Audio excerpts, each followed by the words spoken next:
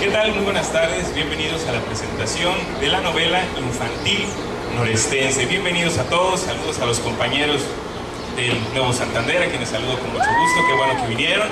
Gracias a todos por estar aquí. Esta novela norestense es una novela infantil, pero también puede ser leída por jóvenes, adultos, en fin, tiene para dar a personas de cualquier edad. Gracias al maestro Pedro Hernández Wilson por estar aquí. Él es el primer participante en esta presentación. Él va a leer un fragmento de la novela norestense. Gracias al maestro Pedro Hernández Wilson.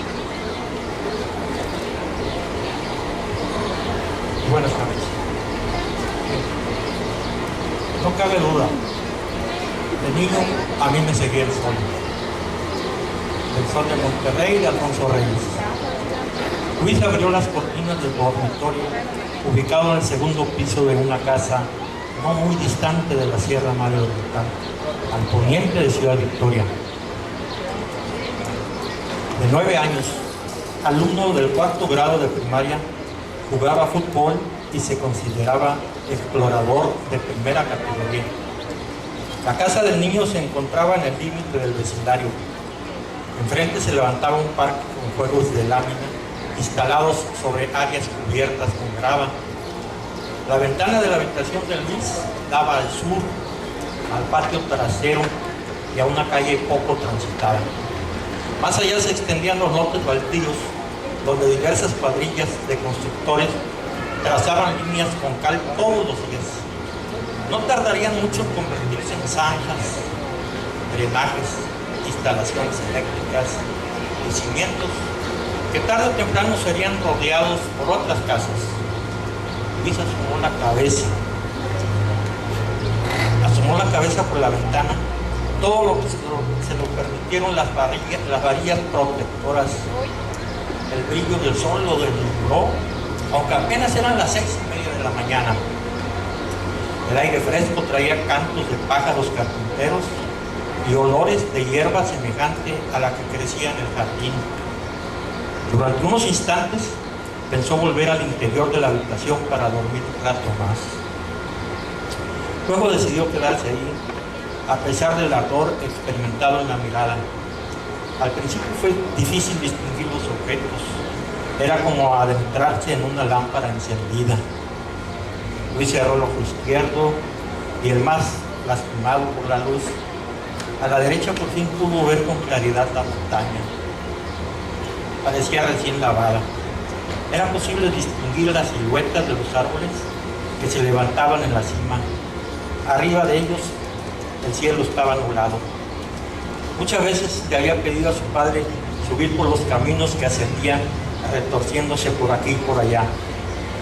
Las respuestas recibidas iban desde la frase "espera cumplir 15 años", hasta las terribles descripciones que hablaban del peligro representado por serpientes, deslaves de rocas sueltas, coyotes rabiosos, alacranes malhumorados, tlacuaches de aspecto desagradable, plantas con espinas ponzoñosas y fantasmas al acecho de niños solitarios.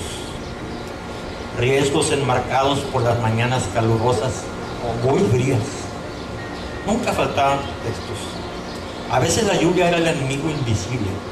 En otras ocasiones, el viento representaba rachas capaces de arrojar a los mejores exploradores al fondo de barrancos repletos de bestias salvajes. Peor resultaba el calor que deshidrataba a los caminantes y dejaba la piel reseca como un cuero viejo. Nunca de las posibilidades atemorizaba a Luis. Pensaba que papá y mamá solo intentaban quitarle las ganas de investigar.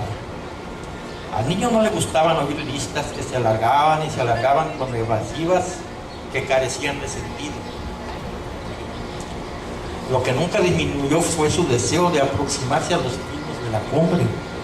De vez en vez se preguntaba cómo se mirarían las ciudades de allá arriba y qué tanto iba a parecerse a las imágenes exhibidas por los mapas. Siempre tenía preguntas relacionadas con la sierra y no vacilaba en planteárselas a los amigos de su papá, a los vecinos, a los maestros, a los amigos y a cuanta persona mostraba interés en charlar con él. ¿Cuántos metros de altura tenía la pared pedregosa que soñaba escalar? ¿Cuál era la altura promedio de la sierra? ¿Dónde iniciaba y dónde terminaba?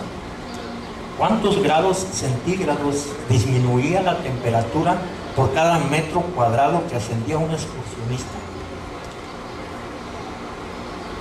La sierra terminaba al poniente en un barranco o se extendía como una gruesa cicatriz hasta llegar a Zacatecas, porque el cielo cambiaba de color al atardecer justo sobre la montaña. ¿Habría cavernas en la parte superior? ¿Por qué no se le había ocurrido a nadie cavar un túnel para llegar más rápido al vecino estado de Nuevo León? ¿Cuál era la ciudad más cercana si se viajaba en línea recta hacia el poniente? ¿Aún vivían pumas y osos ocultos en los bosques, escondidos entre los árboles cubiertos de musgo? ¿A qué altura comienza la nieve en las cumbres?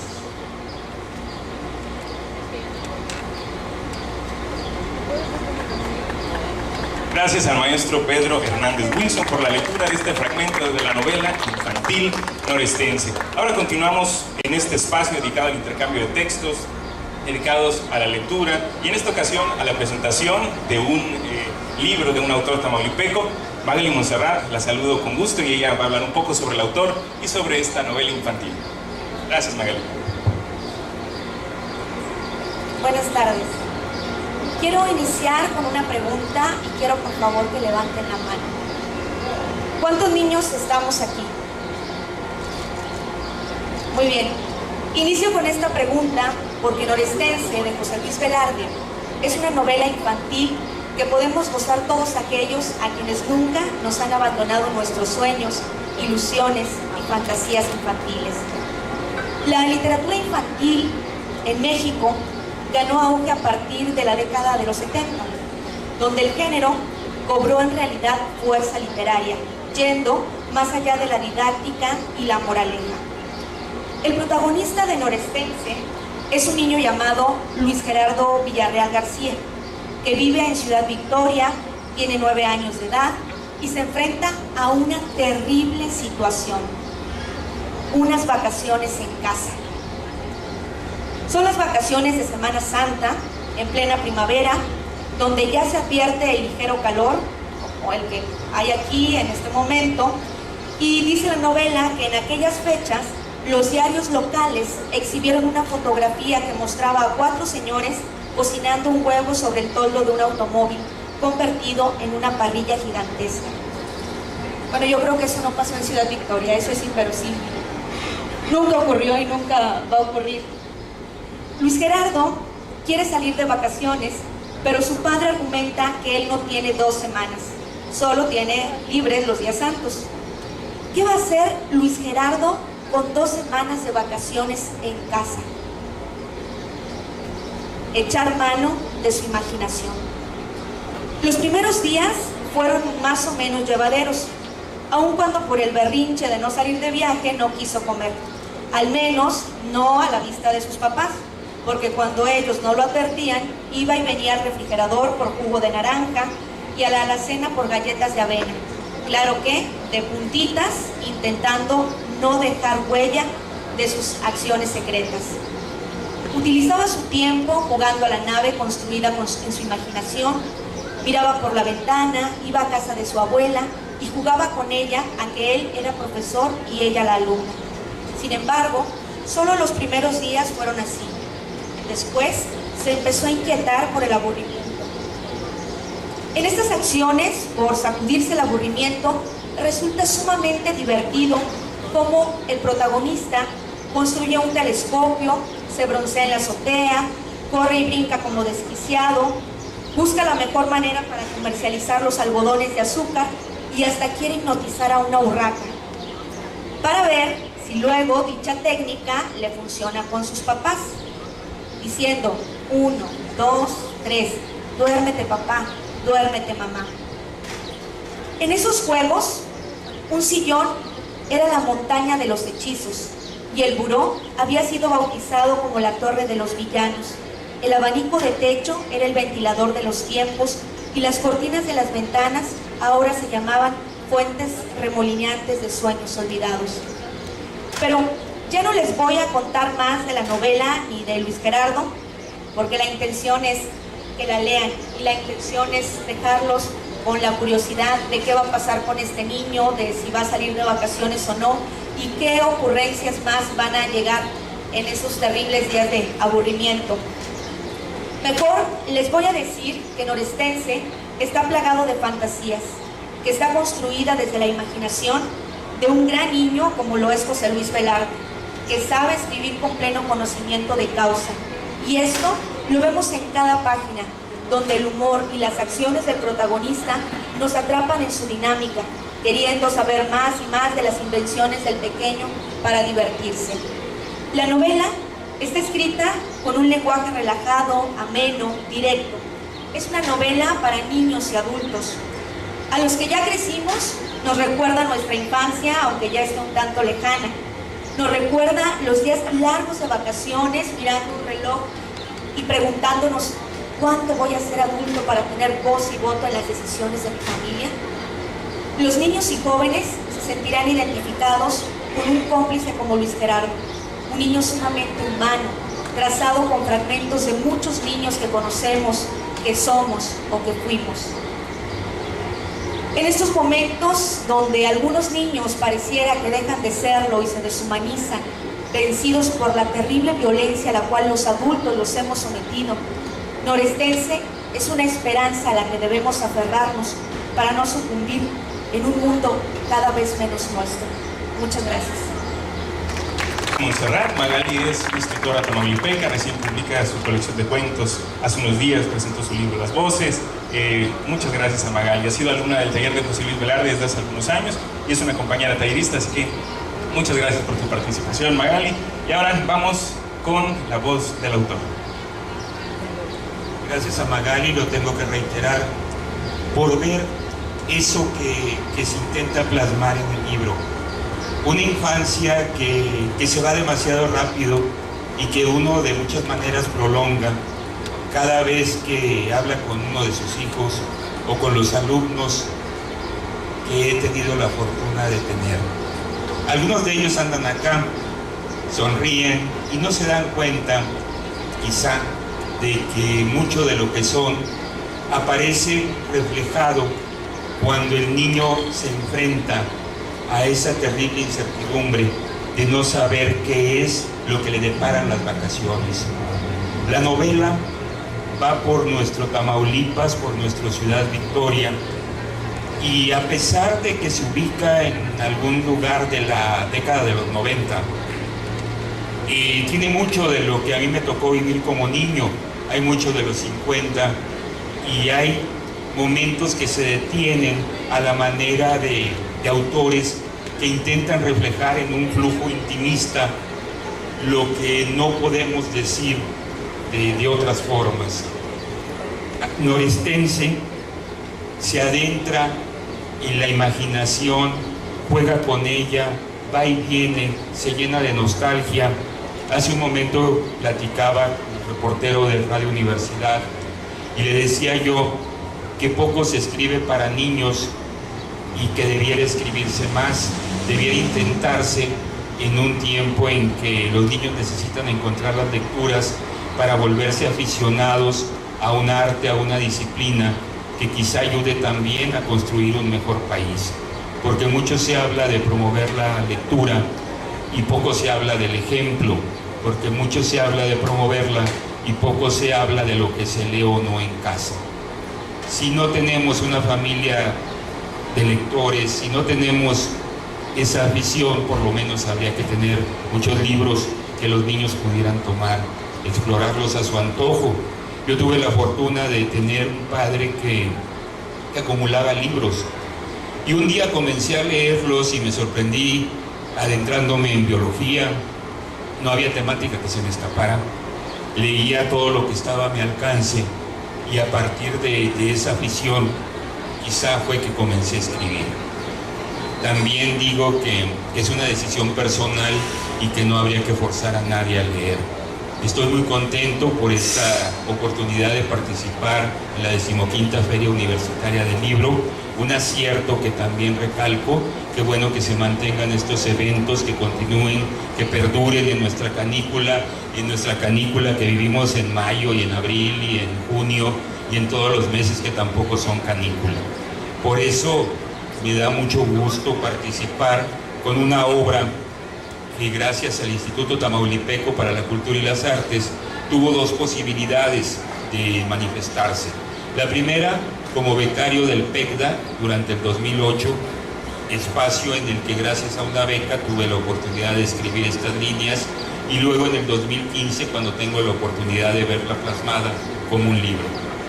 Vamos a oír a Pedro, que nos va a llevar a otro fragmento de la historia. En esta canícula, les digo, siempre adelantada, que hoy por suerte se transformó en una tarde nublada. Las vacaciones de Semana Santa empezaron sin contratiempos aparentes un viernes de abril. La campana de salida adquirió un sonido distinto a la 1:30 de la tarde, como si avisara a todos el inicio del descanso verdadero. Los niños lo advirtieron más que los adultos y apresuraron los pasos. Todos deseaban alejarse lo más rápido posible de los pizarrones y las maestras. Cargaban mochilas casi vacías y lápices desgastados de tanto llenar hojas con apuntes de historia, trazar dibujos de animales ovíparos, vivíparos, reptiles, mamíferos y uno que otro robot. Los lápices habían escrito los nombres de los ríos en mapas y añadido descripciones a los dibujos que mostraban computadoras y las partes del cuerpo humano.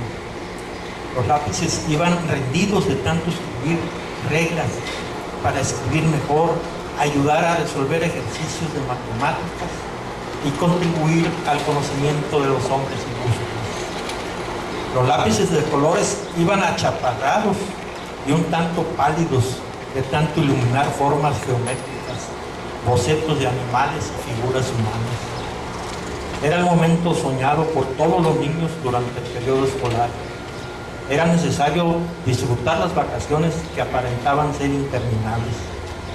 No les importaba el sol que incendiaba las calles con 40 grados centígrados y avanzaron sin titubear hacia la salida de la escuela. Pronto se toparon con los familiares que esperaban afuera y los apresuraron a marcharse.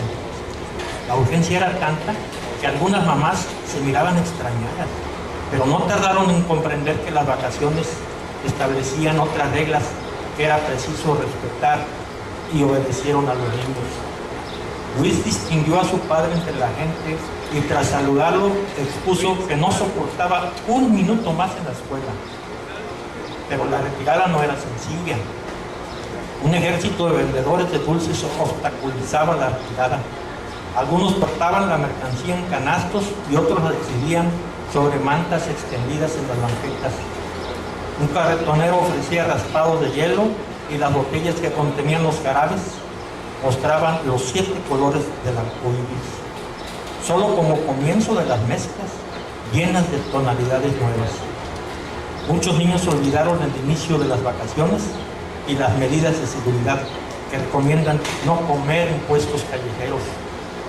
Las estaciones estaban representadas por tortas, tacos, refrescos, gaseosas, platanadas, trolelotes y otros preparados que disgustaban a mamá, lo mismo que las aguas frescas, las rusas y los bolis, pero no tanto como los dulces sin envoltorio, las mangonadas, los helados cremosos, las fresas congeladas o las papas fritas extendidas en espirales cubiertas con salsa de tomate y mayonesa.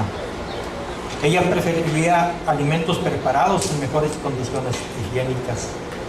Luis avanzaba despacio entre las filas de vendedores y supuso que el humo despedido por un anafre donde se asaban los elotes era parte de las estrategias destinadas a retrasar la salida de la escuela. El humo ocultaba las rutas de escape y las víctimas sucumbían a las ofertas manifestadas por voces que canturreaban sin descanso. Elote tierno, tortas de aguacate, las mejores bebidas refrescantes, llévele, llévele, llévele. Preparamos chamoyadas al gusto. Aquí hay vitaminas, minerales y alivio para la sed. De una vez lleve de comer a su casa y no se preocupe por preparar nada. Tenemos ceviche de pescado fresco y cóctel de camarón, tacos de carne deshebrada, aunque un cartel ligera con letras rojas sobre el fondo negro, tacos de cebrada, como si anunciaran tacos de cebra. Entonces, como pueden ver, Norestense es una novela de preguntas. Es una novela de todas las preguntas que surgen cada vez que uno como niño abre los ojos y termina por abrir la boca para preguntar. Es una incitación permanente a interrogar, a buscar, a no quedarse quieto. Es una novela que habla de nuestra tierra, donde el sol amenaza incrementar las altas temperaturas desplomadas sobre la ciudad desde la primera semana de marzo. No era extraño leer en los periódicos que los registros meteorológicos continuaban superándose en plazos cada vez más cortos. El efecto invernadero y el calentamiento global eran tema de conversación y de análisis realizados por expertos o por cualquiera que tuviera acceso a un interlocutor. La temperatura era un poco más alta casi a diario. La atmósfera ardiente superaba las predicciones y dejaba a los meteorólogos, aún a los considerados infalibles y a los que disponían de los mejores equipos de medición, sin explicaciones ante las audiencias desencantadas que esperaban nublados y chubascos en vano. En cambio, las muchachas que daban el pronóstico del tiempo hablaban de las altas temperaturas y del sol como si se tratara de la oportunidad esperada por todos para exhibir los nuevos trajes de baño. En vez de recomendar bloqueadores solares, hablaban como si los habitantes o los que visitaban Tamaulipas necesitaran incrementar los efectos de los rayos solares que descendían como carbones encendidos, como cualquiera que saliera más allá de la protección de los edificios. Ellas no sabían que hasta la resolana es intensa durante las horas de calor agobiantes e interminables. A ellas solo les interesaba mirarse bonitas, mientras leían los informes que hablaban de presiones atmosféricas tan altas que era imposible soñar siquiera con la formación de nubes repletas de agua. Ahí captan un poco el tono. ¿Qué somos bajo el sol? Un simple capricho sometido al pronóstico del tiempo. La oportunidad de saber si hay cielos despejados, como si no lo supiéramos, para salir a la calle. Me gustaría, antes de... Siempre se acostumbra que las preguntas se manifiesten al final, que si alguien quiere preguntar algo, lo haga ahora. O que calle para siempre, añade Magali. Si alguien quiere comentar algo, que lo haga ahora, ¿no? Y luego seguimos.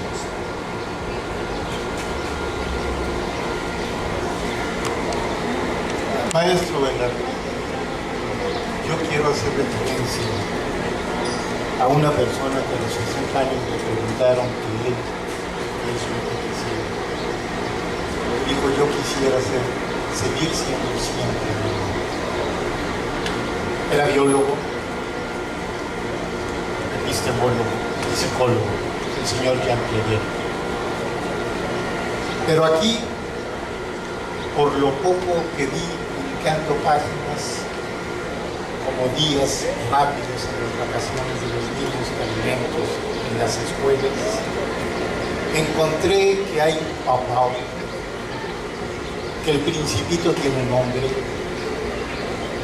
que si bien el maestro Velarde no iba en avión, nos hace volar con la imaginación, y que definitivamente las momias, los dinosaurios y las eternas comidas chatarra siguen siendo parte de quienes queremos seguir siendo ellos. Felicidades, maestro, es una obra que verdaderamente me recuerda mucho y me trae de nuevo a la infancia. Gracias. Muchas gracias. Escuchar un testimonio como este siempre sorprende, ¿no? Pareciera que el público necesita ser remolcado, impulsado, casi sobornado para opinar. Y cuando escucho un testimonio como el tuyo, tan lleno de nostalgia, vale la pena entonces estar acá con esta presentación. Eso es lo que se busca cuando uno se enfrenta a una página en blanco y no sabe quién va a leer, quién es el destinatario, a quién se le habla al oído, a quién se le invoca con la oración, que significa escribir un cuento o una novela. Norestense, ya vi muchos errores, espero que pronto la reeditemos otra vez. Uno nunca está contento y siempre quiere añadir otras cosas, y uno siempre quiere continuar con ese trabajo, ¿no? Sería uno muy vanidoso al decir ya terminé. No, solo es otro proyecto que necesita trabajarse una y otra vez hasta donde uno pueda, ¿no? Entonces decir que tiene errores también es un pretexto. Saqué al argentino que no. Continuemos. Un día Luis está en su casa con un telescopio, sube a la azotea y en la esquina más próxima descubre un hombre que mira hacia el sur como si esperara la llegada de un camión de pasajeros que lo llevara al norte. El rostro se ennegrecía por la falta de afeitado. Un minero, un enloquecido explorador de ruinas egipcias, la mirada y la cabeza del tipo se movían despacio. Recorría los alrededores como si quisiera sorprender a las personas que pudieran ocultarse detrás de las ventanas próximas. Lo peor de todo fue cuando el reconocimiento se dirigió al observatorio de Luis. 2 hoyos profundos se encontraban en el sitio de los ojos de una momia dispuesta a maldecir a todos los humanos, la mirada siniestra de un ser malvado al acecho de los niños despiertos demasiado temprano para asomarse por el límite de las azoteas. El niño se ocultó de inmediato detrás de la pared que le llegaba al pecho. No la consideró un refugio sólido y se tiró en el suelo boca abajo mientras iniciaba un conteo nervioso sin estar seguro de que sirviera de algo, pero en alguna parte había oído decir que contar ayuda a relajarse. Se incorporó al decir 14, no por bravucón ni porque supiera que al decir 14 el peligro se ausenta, sino por el temor de ser capturado indefenso. Nada lucía amenazante en el exterior. El extraño ser estaba de espaldas. Luis aumentó la definición del telescopio sin descubrir amenaza. Era como si la momia hubiera decidido no mostrarse más. El desconocido no volvió a alzar la cabeza. Quizá ni siquiera la había levantado en la mañana entera. De todos modos, era necesario vigilarlo para prevenir un ataque relámpago. La inmovilidad podía ser una trampa. A las 7 en punto, un rugido impresionante surgió de la nada. A las 7 en punto llegó un dragón que humeaba para tragarse al posible villano, a la momia sin ojos que ni siquiera intentó huir. El monstruo recién llegado lo devoró de una tarascada sin siquiera disminuir la marcha, como si fuera un camión urbano sin prisa. Vamos de la realidad a la fantasía. La fantasía y la realidad son lo mismo. Son lo mismo cuando uno logra mirar como miró alguna vez. Empeñarme en descubrirlo provoca ese ejercicio de nostalgia que nos hace sentirnos muy limitados en el tiempo, que nos hace desear disfrutar siempre lo que tenemos. Norestense continuará, supongo. No termina aquí con esa Semana Santa. Despiertos demasiado temprano para asomarse por el límite de las azoteas. El niño se ocultó de inmediato detrás de la pared que le llegaba al pecho. No la consideró un refugio sólido y se tiró en el suelo boca abajo mientras iniciaba un conteo nervioso sin estar seguro de que sirviera de algo, pero en alguna parte había oído decir que contar ayuda a relajarse. Se incorporó al decir 14, no por bravucón ni porque supiera que al decir 14 el peligro se ausenta, sino por el temor de ser capturado indefenso. Nada lucía amenazante en el exterior. El extraño ser estaba de espaldas. Luis aumentó la definición del telescopio sin descubrir amenaza. Era como si la momia hubiera decidido no mostrarse más. El desconocido no volvió a alzar la cabeza. Quizá ni siquiera la había levantado en la mañana entera. De todos modos, era necesario vigilarlo para prevenir un ataque relámpago. La inmovilidad podía ser una trampa. A las 7 en punto, un rugido impresionante surgió de la nada. A las 7 en punto llegó un dragón que humeaba para tragarse al posible villano, a la momia sin ojos que ni siquiera intentó huir. El monstruo recién llegado lo devoró de una tarascada sin siquiera disminuir la marcha, como si fuera un camión urbano sin prisa.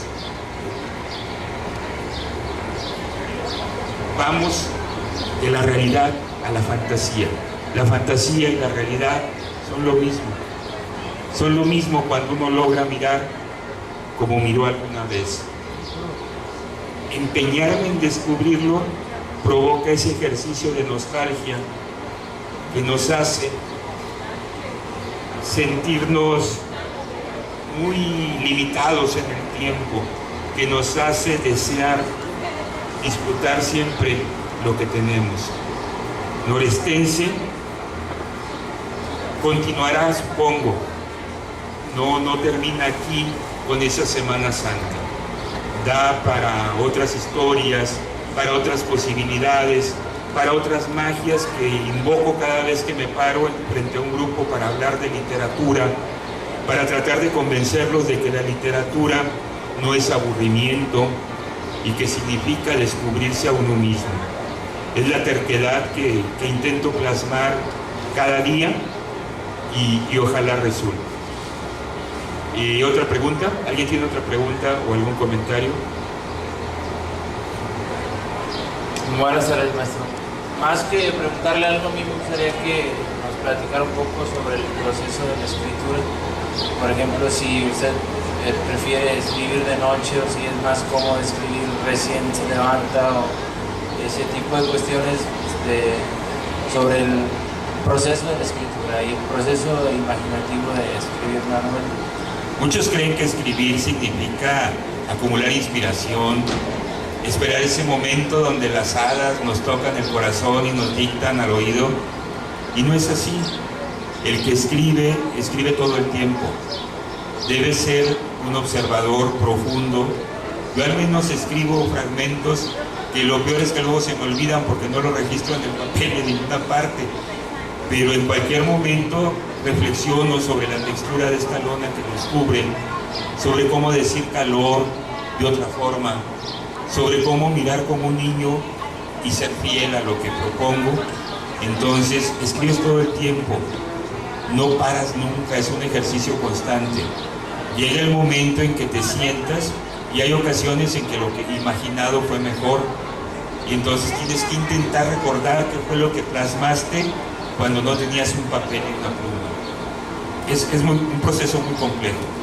Yo no creo en los escritores de inspiración repentina, no creo en los escritores de espalda sudorosa, de horas nalga dedicadas a trabajar mucho, de estar en la búsqueda de lo que quieres plasmar con terquedad absoluta.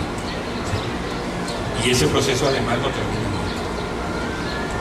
Gracias. ¿Alguien más?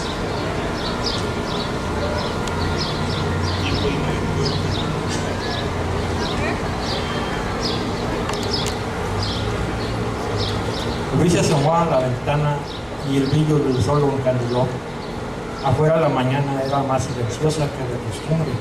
Aún no llegaban los trabajadores de la compañía constructora y no pasaba un solo auto por ninguna parte. El niño extrañó el canto de los pájaros. ¿Andarían de vacaciones?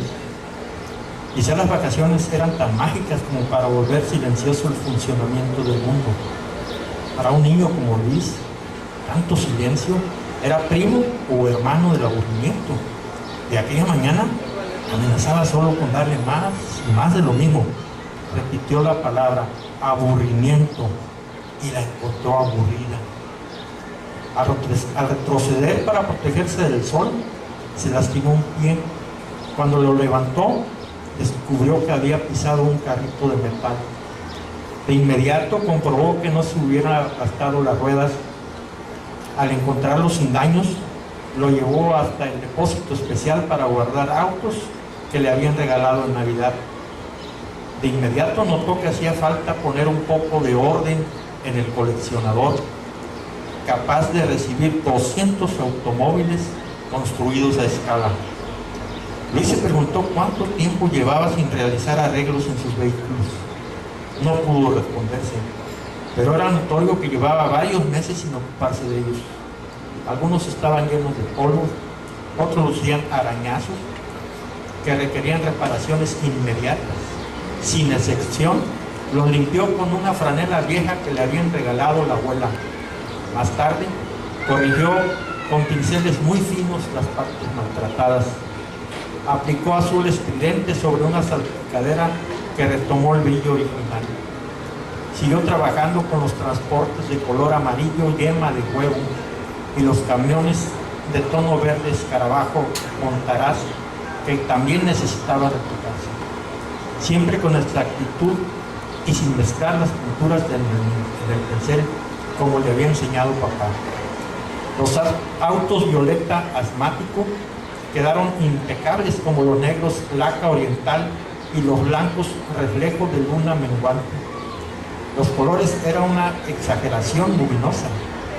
Un rato después, solo quedaban 2 modelos sin atender por la falta de colores necesarios. El frasco de la escarlata suspiró agónico. Estaba tan agotado como el correspondiente al naranja canícula jubilosa. Tendría que buscarlos en la tienda departamental donde acostumbraba surtirse. Quizá ya podrían informarle de las razones que llevaban a las empresas a bautizar los colores con nombres tan raros, y también responderle por qué era tan difícil encontrarlos. En la última visita, una empleada había quedado de preguntárselo al gerente del departamento de juguetes, quien a su vez hablaría con el director general, mismo que iba a entrevistarse con el propietario de la fábrica de vehículos y, en caso de ser necesario, con el responsable de la firma de pintura. Al menos así le habían explicado el proceso 3 meses antes. Aquella tarde en que Luis se detuvo frente a una señorita de cabello largo y rostro amable, a quien preguntó por enésima vez por qué los colores tenían nombres tan extraños. Margarita, así se llamaba la joven, sonrió divertida por la terquedad del niño y se acuclilló frente a él para responder en voz muy baja, como si se tratara de un secreto muy importante. El secreto único en el mundo resultado con los ojos muy abiertos y la mirada juguetona. De hecho, no hizo más que repetir el escalón jerárquico de la tienda departamental e imaginar los trámites necesarios para obtener la respuesta. Margarita olía también como la flor con la que compartía nombre, y el niño confió en la respuesta. Por unos días, Luis estuvo conforme con la explicación. Consideraba que había formulado una pregunta tan difícil que bien valía la pena esperar. Se me olvidó que se necesita el micrófono. Ya oigo los acordes de los músicos que pronto estarán en el otro escenario y vamos a concluir la lectura. Yo quiero destacar algo que decía la abuela de Luis, algo que también decía mi mamá. Cuando el lomo de la sierra en Victoria entre nubes se encierra, el agua no tarda en caer sobre la tierra. Con esa frase yo quiero terminar esta presentación. Quiero invitarlos a que en un instante me acompañen en el stand del Instituto Tamaulipeco para la Cultura y las Artes. Está acá a la vuelta frente al café. Ahí hay libros disponibles, ahí podremos platicar un poco más. Y agradezco antes de irme la atención brindada por las autoridades que organizan este evento, el Instituto Tamaulipeco como representante para la Cultura y las Artes, y a la Universidad Autónoma de Tamaulipas por tener este escenario que exigiría yo fuera permanente. Gracias Clara, gracias Coro, madrina soy de este evento. ¿Alguien tiene algo más que añadir? Con eso nos despedimos, nos quedamos. Gracias a todos, gracias a Magali Monserrat, a Pedro Hernández Wilson, a Ender por estar aquí con nosotros. Muchas gracias a ustedes.